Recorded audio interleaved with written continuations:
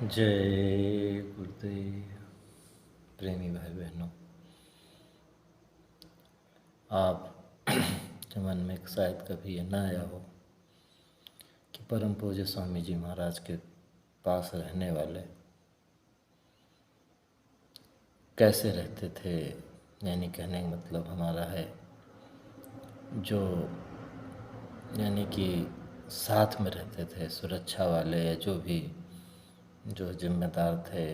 जैसे स्वामी जी कहीं सेवा कर रहे हैं या तो आसपास एक दो चार लोग घेरे रहते थे, तो वो लोगों का आपस में व्यवहार क्या था, वो लोग जो है कैसे, यानी उनका क्या स्वभाव था, क्या मर्यादा थी, जिनको हम सब भी मानते थे बड़े सौभाग्यशाली गुरु महाराज के साथ रहते हैं, देवता हैं। तो ये महात्माओं के साथ रहने वाले, हालांकि गुरु महाराज ने तो इशारे में कहा, बार बार उन बातों को कहने की ज़रूरत नहीं, किलनी चपटी कहा। खैर, ये तो महात्माओं की भाषा है, वो जो भी कुछ कहें उनकी मौज अपना है। लेकिन हकीकत में व्यवहार तो थोड़ा बहुत आपको भी लगा होगा कि जो लोग पहले भगाते थे, मतलब धुतकारते थे, और अब हमको हाथ जोड़ करके बुला रहे हैं कि चले आइए, यहाँ गुरु महाराज की कुटिया आश्रम है। खैर, मैं एक वाक़या आपको सुनाता हूँ। आश्रम में गुरु महाराज जो है रात में मंदिर के पीछे गाड़ी घूमती रहती थी और स्वामी जी महाराज उस पर बैठे रहते थे। डॉक्टरों ने बता रखा था कि सरकार जो है आपका पाचन शक्ति बहुत कमज़ोर हो गई है और भोजन नहीं पचता है, तो आप एक ही उपाय है कि आप जो है गाड़ी बैठे रहिए और गाड़ी घूमती रहेगी। इसीलिए प्रेमियों, आपने देखा होगा कि गुरु महाराज की गाड़ी पर बेड की व्यवस्था थी, क्योंकि आदमी कितनी देर तक जब रात में बैठा, पूरी रात तो बैठा नहीं रहेगा, दिन भर तो बैठा नहीं रहेगा। फिर ये है कि शरीर की अवस्था के अनुसार महात्मा मर्यादा में रहते हैं। तो हालांकि उनके लिए क्या है, उनके लिए तो सब कुछ संभव है, कुछ भी असंभव नहीं है, लेकिन फिर भी ये है कि वो मर्यादा में रहने के कारण तो ये है कि बहुत लोगों को जो कहते हैं ना, साहस नयन देखें पर दोषा, जो हजार आँखियों से दूसरे का दोष देखते हैं, तो उनके लिए तो ये होगा कि ये कोई लग्जरियस व्यवस्था वाली बात थी। ऐसा कुछ भी नहीं था, यानी विलासतापूर्ण जीवन जैसे कि बहुत महंतों का, मठों का हो जाया करता है। वर्तमान में क्या स्थिति, आप मुझसे शायद ज़्यादा जो मथुराते जाते हैं वो जान सकते हैं गुरु महाराज का रहन सहन कैसा था, बचपन से लेकर के उसके बाद किस तरह वो, आप जब कभी उनका जीवन चरित्र सुनोगे अपने गुरु भाई सतगुरु श्री के द्वारा संस्मरण सुनोगे, तो सब आपको समझ में आएगा। और मैं जो है प्रार्थना भी करूँगा कि आप उनके जो सत्संग के जो चैनल हैं उनको ज़रूर आप जो है सब्सक्राइब करके जो है उनको ज़रूर सुनिए। खैर प्रेमियों, वो गुरु महाराज बहुत ही, समझो कि त्याग भरा उनका जीवन रहा, बहुत ही मेहनती जीवन रहा। और अब ये है कि जब आखिरी समय था, यानी कि कहने का मतलब ये है कि 116 साल की अवस्था में 100 के ऊपर आदमी का लुक में आम है, फिर इतने प्रेमियों का भार सिर पे लेना। प्रेमियों, आप तो जान ही नहीं पाओगे कि ये कितनी खतरनाक सृष्टि है, इसमें कितना दोष लगता है। इसमें अब इतना इशारे में समझ लीजिए कि जैसे आप रामचरितमानस को मानते हो कि भाई उसकी बातें सत्य मानते हो, तो उसमें लिखा हुआ है कि अनुज बधु भगनी सुतनारी सुन सठिय कन्या संचारी, इन्हें कुदष्ट बिलों के जोई दास बुद्धि बचपा। वैसे मानो हत्या जो है सभी ऋषियों, मुनियों, महात्माओं, संतों ने, अवतारी शक्तियों ने बहुत बड़ा पाप बताया है, लेकिन यह है कि साथ ही साथ उसी मानव में जो राक्षसी कर्म करता है, वो राक्षस और निशाचर कर्म करने वाले और दुष्ट हैं, खल हैं, असंत हैं, जिनको कहा जाता है खल, पामर और मूर्ख हैं, सठ हैं, अधम हैं, उत्तम, मध्यम, निकृष्ट हैं। इस तरह के 8 तरह के जो महात्मा ने बताए हैं। और इसी मनुष्य शरीर में ही देवतुल्य होते हैं लोग, और इसी में अवतारी शक्ति जिनको भगवान लोग कहते हैं वो आते हैं, होते हैं इसी मनुष्य शरीर में जो है गुरु होते हैं, संत होते हैं, कुल मालिक का रूप जो होते हैं। तो आप समझो मनुष्य शरीर में कोई कुछ भी हो सकता है। तो खैर, लेकिन जो ऐसा काम करते हैं जैसा मैंने बताया अनुज बधु भगनी सुत, तो उनको मारने का भगवान राम कहते हैं उनको कोई पाप नहीं लगता है। तो वो तो 3 लोग के मालिक के ही यहाँ से आए थे, तो उनका विधान, उनकी बात तो गलत हो नहीं सकती है। तो आप इस तरह समझ सकते हो। अब आप कहोगे कि भाई अनुज बधु भगनी सुत नारी, ये समझो कि कन्या 3 तो ये और कन्या 4, ये 69 कन्या समचारी। मतलब ये है कि जो अपने छोटे भाई की पत्नी है, भैया जिसको कहते हैं, अनुज बधु कहते हैं, और भगिनी माने बहन है, और सुत नारी का मतलब है कि अपने पुत्र की पुत्र वधु है, पतोहू जिसको कहते हैं। तो ये और कन्या हो गई, तो बहन और भैया पतोहू और कन्या है जो रजस्वला नहीं हुई। इनको देखने का अगर आदमी का अंदाज ही बदल जाता है, भाव बदल जाता है, यानी कुदृष्टि हो जाती है। इनको जो है उस दृष्टि से नहीं देखना चाहिए जैसे आदमी अपनी पत्नी को देखता है। तो कहते हैं अगर इस तरह कोई देखता है तो बिलोकता मैंने देखता है तो उसको मार डालने के भगवान राम कहते कोई पाप नहीं लगता मारने वाले को। समझो बहुत जघन्य अपराध किया है ऐसे पापी को धरती पर रहने का कोई अधिकार नहीं।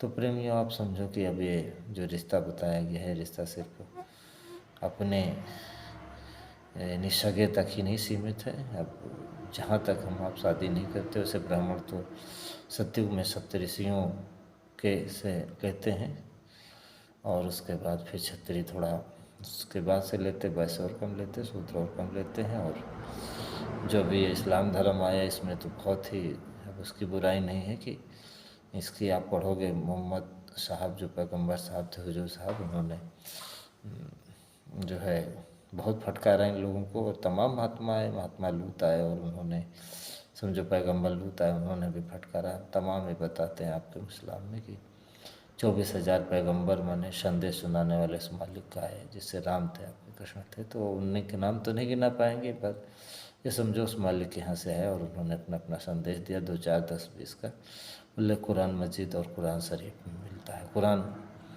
मजीद जो है हुजूर साहब यानी कि पैगंबर साहब मोहम्मद साहब के समझो कि जीवन और उपदेश दोनों का वर्णन करता। कुरान शरीफ में सिर्फ उनके संदेश है, पैगाम है, यानी कि उपदेश है। खैर, मैं आपको बता रहा था कि कबीर साहब चूँकि महात्मा तो सबके हित की बात करते, क्या हिंदू मुसलमान की, उनके लिए तो मनुष्य शरीर में जो भी जीवात्मा आई है तो यहाँ पे सब लोगों ने ढकोसला बना रखा है हिंदू मुसलमान का। खैर, उन्होंने फटकारा, लेकिन नियम सबके लिए वही लागू होता है। ये नहीं किसी जात विशेष के लिए उस परमात्मा का नियम अलग है, ऐसा कुछ भी नहीं है। ये अनजाने को थोड़ी माफ़ी है, जानकार को नहीं माफ़ी है। अब ये है कि लोग यही समझ रहे मेरे धर्म में इस चीज़ की छूट है, मांस खाने की, मछली अंडा खाने की, या कि मतलब अरे इन दो राह न पाई, मुसलमान के पीर बोलिया मुर्गा मुर्गी खाई, खाला की बेटी का ब्याह घर में कर सका, ये रे हिंदू राह न पाई। मतलब ये है, हिंदुओं को तो आप जानते हो क्या कबीर साहब ने फटकार बताने की जरूरत नहीं। अब ये समझो कि घर में शादी करना एक पाप है, कहने का मतलब ये है बहुत बड़ा गुनाह है। वैज्ञानिक दृष्टिकोण से भी, आज के विज्ञान के हिसाब से भी वो सृष्टि के विकास की तरफ नहीं, विनाश की तरफ वो चले जाती है। दूर से ही जितनी लड़का जितनी ही यानी दूर के डीएनए से जो है हो और उसके संयोग से जो संतान होती है विकसित होती है, और आपस में ही शादी कर लेने से, जैसा कि अभी मुसलमानों में है कि भाई दूध अगर नहीं पिए, एक बाप की 2 औरतें और उन्होंने उनकी संतानों ने आपस में यानी कि दूसरी माँ का दूध नहीं पिया है, भले वो एक ही आदमी की औरतें हों, तो शादी कर सकते हैं। मतलब अब दूध का ही बरो जो दूध को ही निवारते हैं, दूध का ही रिस्ट्रिक्शंस है। तो अब हमारे अनुसार तो भाई कर ही देंगे, और नहीं तो बाकी जो भी इसके आगे तो उसमें उन्होंने कोई यानी कि रिस्ट्रिक्शंस तो नहीं समझ आते हैं या बताए गए हैं। खैर, जो भी है महात्माओं ने फटकारा, महात्मा जो पैगंबर लोग थे उन्होंने फटकारा। ये उससे भी ज़्यादा ये सब खानाबदोश ज़िंदगी जीते थे, तो उन्होंने अपना एक जैसे अभी आप समझ लो कि जो आदमी बहुत ही ज़्यादा जैसे शराब या शराब पीता है और बहुत सारे बड़े बड़े नशा करता है, तो उससे ये कहा जाएगा भैया कम पियो या ना पियो, या फिर चलो अच्छा जैसे गुरु महाराज ने कहा भाई बीड़ी पी सकते हो, तो इसका मतलब ये नहीं कि छूट दी। उन्होंने तो ये कहा था भाई नहीं मन मानता, यानी कि वैसे इशारा यही करते थे कि मैंने तो कभी नहीं पिया, तो इसका मतलब है। और ये भी कहते थे कि जिन्होंने कभी पिया नहीं कभी पीना मत। और कहा कि जो पी रहे हो नहीं मन मानता तो ठीक है, नहीं छोड़ना था तो छोड़ दो। मतलब ये है। ऐसे ही महात्मा लूत थे कि वो भी बड़ी, अब वो सब बातें यहाँ थोड़ा कहने में ठीक नहीं है, जो समय के लोग करते थे, कुरान मजीद में है वर्णन उसका। तो उन्होंने फिर थोड़ा उसको, या अब उसको इशारे में समझ लो कि जो कुदरती जैसे सिस्टम बना है स्त्री पुरुष का, उसके खिलाफ हो करके जो है पुरुष पुरुष, और जैसा भी आज फैशन चल रहा है स्त्री स्त्री से, तो उस हिसाब से उन्होंने कह दिया था कि भाई ठीक है तुम चलो शादी कर लो, दूध को जो है दूर करके। मतलब खैर मैं आपको ये बता रहा था कि मतलब जो है कबीर साहब ने इस तरह जो है डांटा। तो मोटी मोटी बात इतनी है कि बड़ी खतरनाक सृष्टि है इसमें, और जो है नरक 84 जो चले जाते हैं। वैसे एक प्रेमी ने गुरु महाराज से पूछा था सरकार आप नहीं मिलते तो कहा सब नरक जाते हैं। तो अब आप समझ लो इस तरह से गुरु महाराज ने इतना भार लेके जब चल रहे थे, तो फिर प्रेमी जो सेवा करते थे वो क्या भजन और क्या सेवा, वो भी समझ लीजिए कुछ भी नहीं, सब गुरु महाराज जो है अपने समर्थ। यहाँ एक बात मैं बताना ज़रूरी समझूंगा कि सारे जितने शिष्य होते हैं उनको कोढ़ होना हो तो वो सत्पुरुष का रूप जो संत होते हैं, जो 3 लोक के मालिक के पिता होते हैं संत, यानी कि वो 3 लोक का मालिक जो काल पुरुष है, निरंजन पुरुष है, वो जो है एक फुंसी छोटी सी दे देता सारे शिष्यों को। अगर पूरे बदन में कोढ़ होना हो तो गुरु को एक फुंसी देता। इतनी सज़ा जो है यानी कि वो महात्मा अपने पर लेते हैं, या समझो वो उसके विधान के अनुसार जो है पिता को इतनी सज़ा वो दे देता है, यानी या उसको यानी कि इतना लेना पड़ता, कहने का मतलब है।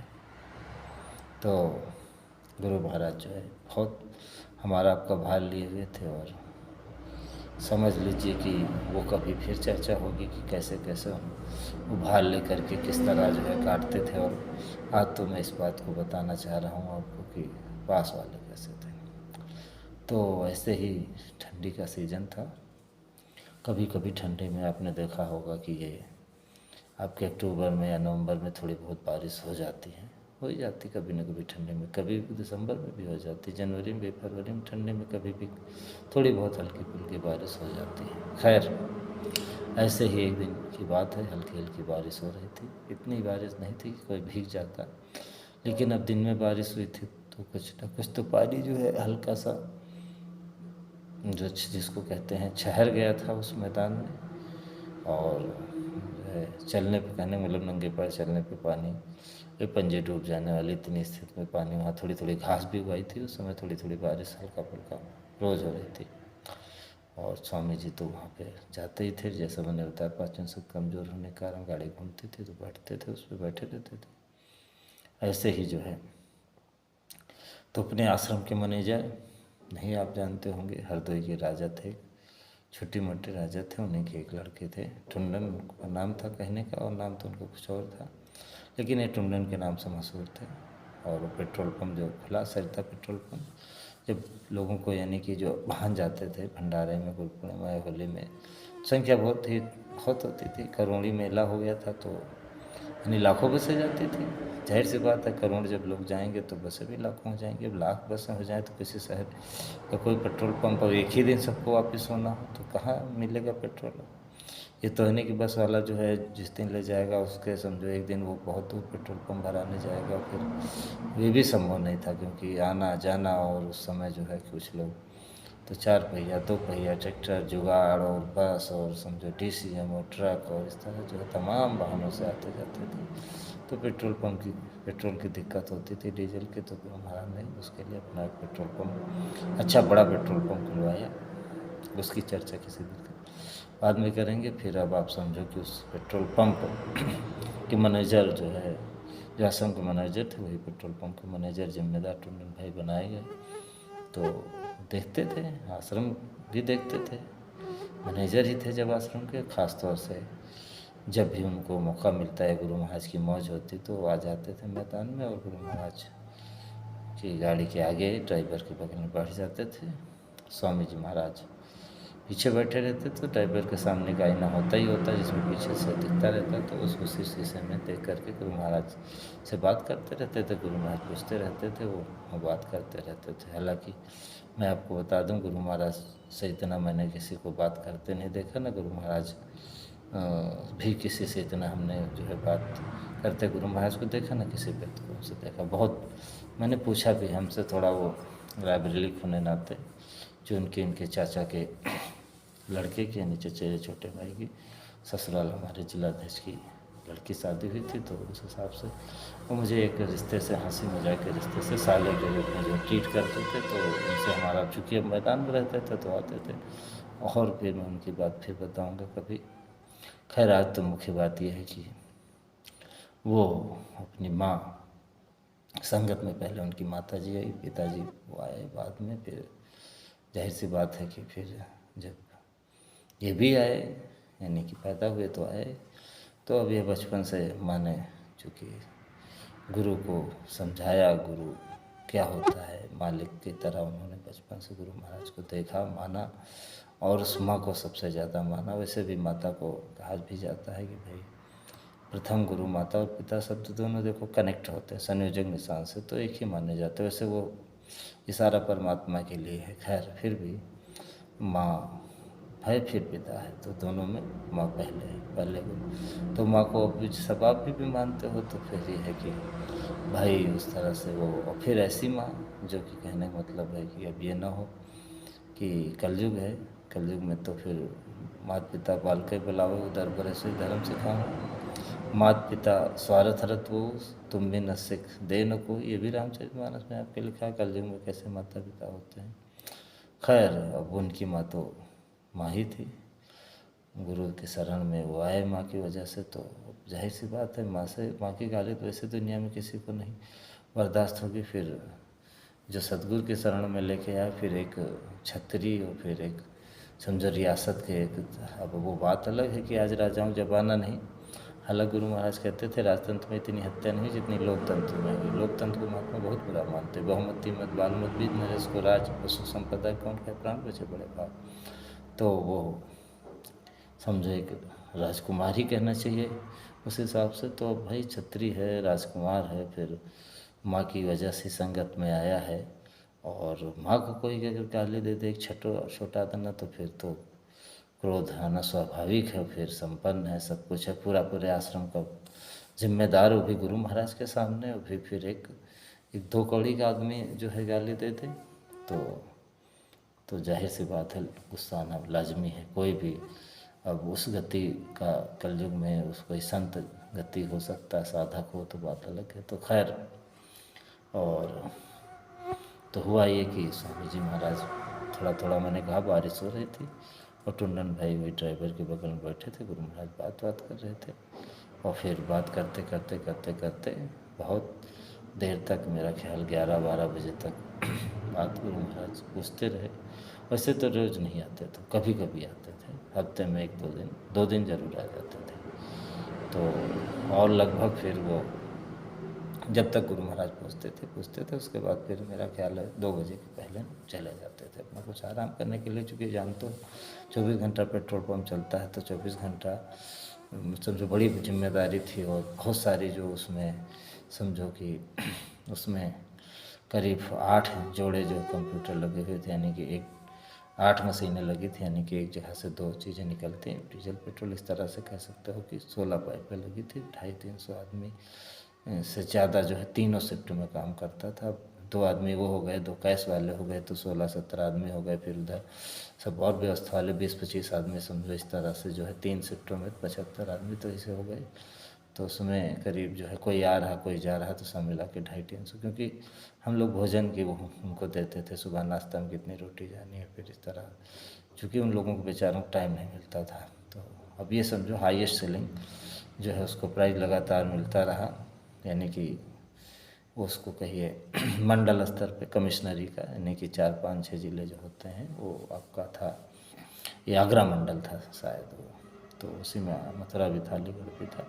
तो आप देख रहे हो कि दिल्ली के इतने नज़दीक के शहर हैं, बहुत सारे पेट्रोल पंप हैं, एक से एक ऐसी लोकेशन पे जहाँ बहुत सेलिंग होती है, लेकिन फिर भी वो सब समझो कि 4 5 ज़िलों में स्वामी जी का पेट्रोल पंप जो है हाईएस्ट सेलिंग प्राइस जीतता रहा। तो इतना सब व्यवस्था देखना कोई आसान काम नहीं था। और फिर आश्रम की पूरी व्यवस्था देखना, गुरु महाराज एक एक चीज़ पूछते थे, उतना सब दिमाग रखना, बताना। और खैर वो तो करते थे, उसके बाद भी जाके आराम भी करते थे जब स्वामी जी समझ जाते थे इतनी। और फिर लगभग वो समझिए कि 9 10 बजे के आसपास आते थे, 9 साढ़े 9 के आसपास, और लगभग 2 3 घंटे स्वामी जी उनसे खूब बतियाते रहते थे, आराम आराम से रुक रुक करके। फिर ऐसे ही स्वामी जी बात करते करते करते करते लगभग हमारा अनुमान है कि 12 के बाद ही समय हो गया। अब स्वामी जी फिर अचानक 12:30 के आसपास लेट गए। अब वो था कि 12:30 तक वो, फिर 1 बजे तक तो ये था कहीं फिर स्वामी जी उठ जाएँ, तो वो फिर नहीं जाते थे, 2 के बाद ही जाते थे, या गुरु महाराज का इशारा मिलकर जाता था तब वो जाते थे। तो अब आपस में फिर अब सब स्वामी जी लेट गए, उसमें शीशा में बताया मैंने दिखता रहता था। अब लेट गए तो फिर स्वामी जी नहीं बोल रहे हैं तो वो भी नहीं बोलते थे, ये है कि कान लगाए रहते थे, गुरु महाराज कुछ भी बोले तो भाई अब ये थोड़ी कि स्वामी जी को फिर 2 4 बार आवाज़ देना पड़े। भाई जब आप बैठे हो, जिम्मेदार हो, और बातचीत हो रही है, महात्मा है, महात्माओं की बड़ी उटपटांग लीला होती है। अब आम प्रेमी भाई बहनों आप तो देखोगे तो आप ये कहोगे कि ये पागल तो फिर भी ठीक होता कभी कभी, तो महात्मा उससे भी ज़्यादा जो है अजीब व गरीब लीला दिखाते हैं। खैर अब स्वामी जी तो लेट गए। अब इसी बीच कर्मों का क्या चक्कर चला कि अब हम लोग तो थोड़ा दूर थे। अब यह है कि गाड़ी बगल से गुजरती थी, लेकिन अब यह है कि गुजर गई तो गुजर गई। आपस में वो बात करते करते, हंसी मजाक करते करते कोई बात हो गई।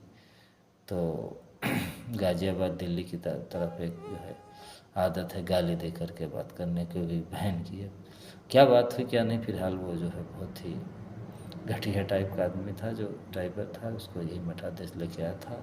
उसके बारे में लोग कहते थे कि वो ज़्यादा तो उसकी कोई मतलब ये है कि अब स्वामी जी की गाड़ी चलाता तो नज़र तो रहेगी रहेगी, बाकी वो उससे कोई उसका बोली भाषा व्यवहार कुछ अच्छा नहीं था। अब ये है पंकज कहीं से ले आया था उसको, लोग कहते थे मांस खाता था, शराब पीता था, और बहुत ही उसके यानी समझ लो बिल्कुल आवारा ठिल्लाव टाइप का आदमी है। और उसकी जो है बोली, उसका जो बॉडी लैंग्वेज, उसकी जो फेस रीडिंग, आई रीडिंग और हरकतें, वो सब बिल्कुल एक बिहारी था तो जाति का ब्राह्मण झा था, उसका नाम मोहन झा था, लेकिन वो और चूँकि थोड़ा एक थे झा साहब हमने बताया वो मृत्युंजय झा, तो भूत प्रेत वाला काम करते थे। और जो साथ ही साथ जो है शादी ब्याह महाराज जी ने कह दिया था करा लेते थे, वैसे सब तो काम महाराज जी के अंडर में था। पहले पंडित जी, पहले गुरु महाराज के हाथ ही सब कुछ होता था, फिर पंडित जी को जिम्मेदारी दे ही दिया, दादा गुरु करवाते ही थे ये सब काम। वो उनकी क्या मौज थी, छोटा मोटा भी पंडिताई भी करते थे, और संत तो थे ही।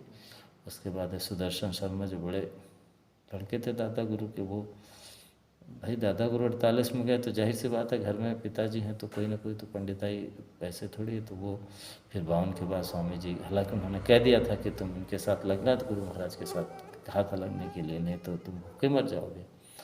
तो हालांकि जानते थे अगर कहीं वो ऐसा ना कह जाते तो हो सकता दादा गुरु के बच्चे जो थे बड़े शर्मा जी, सुदर्शन शर्मा जी, वो बहक जाते कि भाई मेरे पिताजी मेरे गुरु हैं और उनकी गद्दी यही है, तो मैं क्यों जो है इनके साथ जाऊँ स्वामी जी के साथ। खैर वो लगे रहे, पूरा ज़िंदगी लगे रहे, और शादी ब्याह वही कराते थे। जब उनका शरीर छोड़ गया तो फिर ये हुआ कि, और महाराज जी भी कराते थे उनकी उपस्थिति पे, और गुरु महाराज पहले कराते थे, फिर शर्मा जी यानी कि दादा गुरु बूढ़े लड़के कराते थे, फिर महाराज जी ने उनके न रहने कराते थे। फिर ये हुआ कि ये बिहार के जो मृत्युंजय झा थे पिता अध्यक्ष से, इनको फिर ये इनको दे दिया कि भाई महाराज जी के पास बहुत जिम्मेदारियाँ थी। तो खैर वो मोहन झा थोड़ा अपने को रंगबाज लगाता था। खैर अब फिर गाड़ी चलाने मिल गई थी रात को गुरु महाराज के, तो आप समझ सकते हो कि आज 2 3 4 दिन किसी कोई रह लेता है तो, और गुरु महाराज का तो जलवा था ही दुनिया में। तो बस वही हो गया कि हम तो यानी कि अपने पावर जैसे मंत्री के साथ कोई रह के पावरफुल महसूस हालांकि माँ कुछ ज़्यादा ही जो है अहंकार भर देती है, जो गुरु भाइयों में कभी कभी स्वामी जी भी कहते थे कि सत्संगियों का मन जो है संसारियों से ज़्यादा गिर गया। आत्मा की बात नहीं, आत्मा तो निर्मल है, तभी तो किसी न किसी जन्म के संस्कार थे तो संत की शरण में आ गया, लेकिन ये मन गिर जाता और मन फिर बड़े भारी जगह ने अपराध कराता, तो फिर वो जीवात्मा भी समझो मैली हो जाती है। तो फिर ये आप समझो इसका कुछ इस तरह का विज्ञान है। खैर, अब वो जो है उसके हाव भाव ठीक नहीं थे। अब कैसे क्या बात हुई है, तो अब दूर, चूँकि हम लोग काफ़ी दूर थे जब वो गाड़ी गेट नंबर 7 से इधर को आई गेट नंबर 2 की तरफ, तो पीछे में जो थोड़ा वहाँ पे थोड़ा पानी भी भरा था, उस किनारे से जब आ रही थी बहुत हल्का हल्का, वो एक उंगलियाँ नंगे पैर आदमी चले तो उसके पंजे न पूरा डूबे, हल्की फुल्की उंगलियाँ डूब जाए, नाखून डूब जाए, वैसे इतना पानी था। तो ईंड़ी का जो गड्ढा होता है वो भी पूरी तरह से न छुपे पानी में, तो थोड़ा थोड़ा पानी था, थोड़ी थोड़ी हल्की हल्की घास टाइप को जम गई थी। जैसे देखा होगा कि मेरे हिसाब से वो धान वान फैलाया जाता था उसी मैदान में, और उसी का जो कुछ है धान नहीं जम जाता, आप देखा होगा कि किसी जहाँ पे खलिहान में पीटा जाता थोड़ा बहुत, तो उसी में मिट्टी में दब जाते हैं धान वान, तो उसी में फिर वो बरसात के सीजन में जम जाता है, तो वो एक अजीब सा एकदम इक्वल जो है घास बन जाती है, अच्छा लगती है। तो वो गाड़ी तो एक निश्चित रेंज में घूमती रहती, तो उसकी एक समझो एक लीग बन गई थी, तो बाकी तो जगह सब जो ऐसे ही थी, मतलब वही घास जमी थी, बाकी लीग की सब जगह पे नहीं थी। खैर वो गाड़ी आई और उसके बाद फिर समझ लीजिए कि ये दोनों गेट फटाक से खुले और दोनों लोग बसें गाली देने लगे। तो उस एक चीज़ बताना मैं ज़रूरी समझूंगा कि इस चक्कर में जब ये होना था, उसके जस्ट पहले स्वामी जी महाराज उसे जब वो मंदिर से आगे बढ़ के जब बाउंड्री वाल से हो करके इस तरह राउंड पे मतलब जैसे राउंड लगता था, बस उसी बाउंड्री वाल के पास में अब तो देखना ही था, बस स्वामी जी लेट गए। यानी कि बस समझो उस समझो चौथे चक्कर पहले ही लेट, जहाँ पे घटना है उसके चौथे चक्कर पहले लेट गए। अब ये तो गेट धड़ाधड़ खुले, तो हमने सोचा कि स्वामी जी को रात में लेटरिन कई बार जाना पड़ता था, तो हो सकता है इसलिए इशारा हुआ हो, तो ये दोनों लोग अपना जल्दी जल्दी की गेट खोल के और स्वामी जी को उसमें बैठाना, और चूँकि रात काफ़ी हुई थी, लेकिन ये तो आपस में गुत्थम गुत्था हो गए और वो कहने लगे गाली, मतलब कि तुमने मतलब वही जो कहा जाता साले वाले शब्द, वही कहा कि तुमने लो साले शब्द कह के कहा कि तुमने मेरी माँ को कैसे गाली दे दी। और मोहन झा भी गाली देने लगा और सब इस तरह से। और मैं देख रहा हूँ कि ये अब वो तो टुंडन जी करीब 7 फुट 7.5 फुट पौने समझो लगभग 7.5 सवा 7 के आसपास समझो लंबाई थी, मोटाई थी, और फिर अच्छी खासी ढील दशा थी, और समझ लो वो छतरियों वाला भाई खून तो था ही। खैर, अब ये मोहन झा ये भी बिहार का वो सब खाने वाला बिहार का, समझो कि इसके अंदर भी वो उबाल आ गया, वो सब भरा हुआ था 7 साल तक। जब तक बताते हैं कि ये 7 साल ये सब मांस मछली अंडा खाने का पर है, तो आपने संकल्प ले लिया, लेकिन उसका असर जो 7 साल तक रहता है। 7 साल में पूरी बॉडी जो है समझो कि जितनी ये आपकी कोशिकाएं हैं जिनसे बॉडी बनी है, सेल्स हैं, ये सब दूसरी हो जाती, नई आ जाती, पुरानी धीरे धीरे डैमेज ख़त्म हो जाती।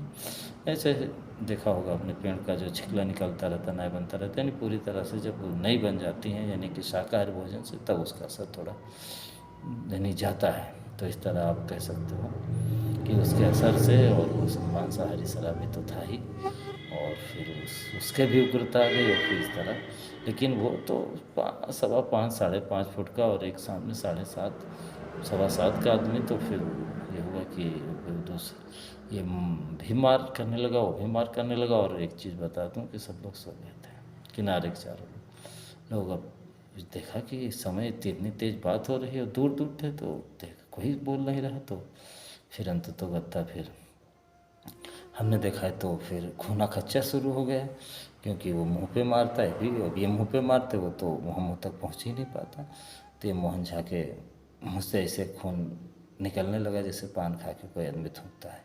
और सब गुरु महाराज की गाड़ी आगे का शीशा सब छीछालेदर हो गया। उसके बाद वो मारते मारते समझो कि सामने से गाड़ी के देखा जाए तो बाईं तरफ लेके गया, उधर से समझो दाईं तरफ से ड्राइविंग सीट के बगल वाली साइड में लेके गया।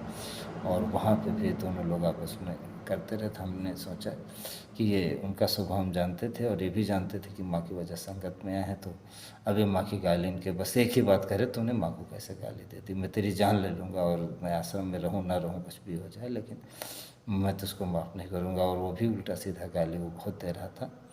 खैर उसको घमंड था कि अब ये है कि मैं इनके साथ हूँ।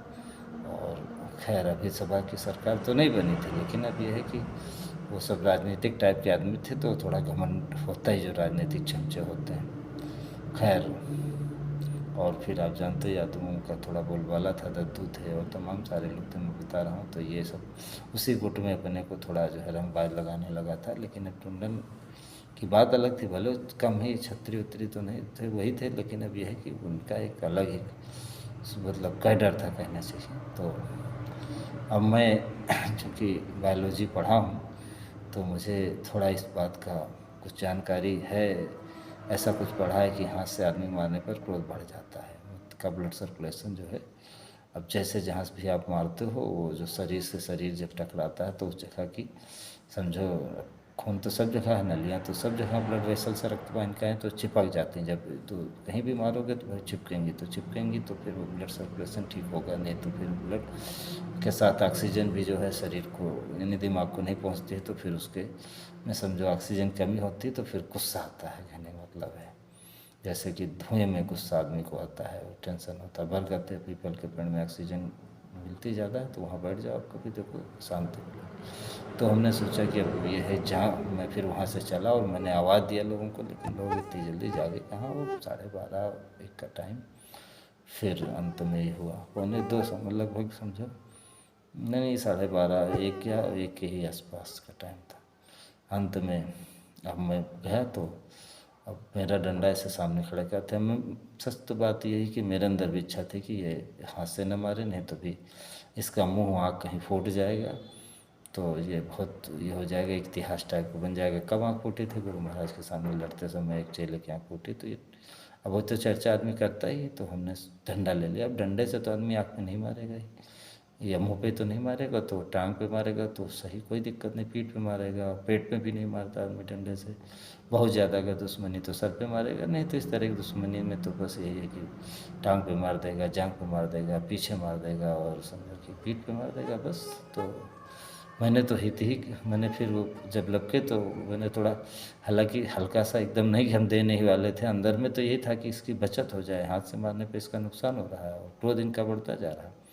लेकिन ये है कि इतनी जल्दी मैंने उसको थोड़ा मजबूती से रखा कि उसको भी गलतफहमी न हो। मोहन को इन्होंने कि डंडा देने के लिए आए थे, जो मेरा डंडा तो था ही जिससे उसे रखा, तो मैंने थोड़ा झटका। लेकिन अब वो जो है चूँकि अब उनके तो ये था कि क्रोध था, तो फिर वो ताकत, हालांकि हमारे भी ताकत थी ऐसी बात नहीं, लेकिन फिर और फिर अब ये था कोई हमको नहीं तो देना था, ये छीनना तो था, ये तो था नहीं कि भाई कि हमको नहीं देना, चाहे जितनी ताकत लगा। लेकिन यह है कि फिर जब वो झटके से खींचा तो हम चाह ही रहे थे कि ले लें, और उसके बाद फिर उसमें 2-4 डंडे मारे। फिर ये है, अब डंडा आदमी मार जाएगा तो जाहिर सी बात है भिड़ेगा नहीं, फिर दूर भागेगा, तो फिर कोई दौड़ा के दुश्मनी तो है नहीं कि जान लेना है। फिर वो दूर हो गया। फिर उसके बाद फिर तब तक हमने और आवाज़ लगाई, आ गए लोग। उसके बाद फिर ये हुआ कि हमने समझा, हमने भला कि जब डंडा ले ले तब भी 1-2 मारने के बाद में, क्या राजा साहब उसको छोड़ दीजिए, रहने दीजिए। अरे ठीक है भाई, हो गई, गलती हो गई। अरे नहीं, कैसे इसने मेरी माँ को गाली दे दी है ये। पर फिर धीरे धीरे वो मामला, जब तक और लोग आ गए, शांत हो गया। फिर ये हुआ, वो तो भाग गए और वो फिर गाड़ी रात भर टूरने चला है। हालांकि गुरु महाराज ने फिर वो गुरु महाराज लेटे रहे। हाँ, सुबह होते समय स्वामी जी उठे और फिर दर्शन प्रेमी वहाँ करते थे, देते हुए गए। और ये दूसरे दिन आने पर ये हुआ कि फिर स्वामी जी महाराज ने दूसरे दिन भी टुंडन ने गाड़ी चलाई। फिर हुआ कि तीसरे दिन फिर गुरु महाराज ने बुला करके फिर उसको रहमत अहमत करवा दिया, सब जाता करा दिया। अब वो कर्मों का लेन महात्मा अदा करते। खैर, तो अब इसको इस नज़रिए से देखिए, चाहे इस नज़रिए से देखिए कि गुरु महाराज के पास रहने वालों का इस तरह का व्यवहार था। खैर, मैं एक चादर ले रहता था, वहीं पे बोरे बिछा करके कभी कभी 10-5 मिनट के लिए बैठ जाता था। पूजा करना है, कुछ करना है, तो चादर ले करके उससे मैं पूरी गाड़ी साफ करने लगा गुरु महाराज की। तो सब खून का वो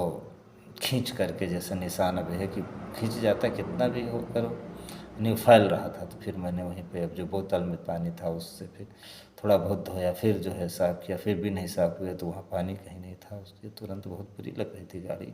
स्वामी जी कब उठ जाएँ, पूरा खूना खच्चा सब शीशे में लगा। फिर उसके बाद फिर जो है उसी जो पानी नीचे थोड़ा थोड़ा था, क्योंकि वो जगह साफ़ सुथरी थी, तो उसमें फिर मैंने अपने थोड़ा ऐसी चादर को भिगोया, उससे गाड़ी साफ़ किया। फिर एक गमछा जो जो हमारे गले में था, और इस तरह से जैसे भी है ऐसे ही फिर वो गाड़ी पूरी साफ़ किया। फिर उसके बाद फिर टुंडन ने फिर अपने, वो भी गमछा लेते थे तो वो भी साफ़ किया। उसके बाद वो तब तक सब सही हो गया। फिर ये हुआ कि गाड़ी तो खड़ी थी, अब ये टुंडन उसी सीट पे बैठ गए, बस हम लोग अपने अपने स्थान पे आ गए। बस गुरु महाराज फिर जाग बैठ गए। उसके बाद गाड़ी, गुरु महाराज कुछ भी नहीं पूछे, समझो जैसे कुछ हुआ ही नहीं। उसके बाद फिर गाड़ी फिर थोड़ा भी समय, फिर इसमें सब में करीब काफ़ी घंटों बीत गए, और इस हिसाब से वो फिर 2 ढाई 3 बज गया। फिर धीरे से 4:30 बजे गुरु महाराज फिर उस दिन जल्दी ही निकल गए मैदान से। तो प्रेमी भाई बहनों, इस तरह जो है, इस तरह लोग जो है, अब ये कहने का मतलब अपने स्वार्थ के लिए गंदे संदे आदमियों को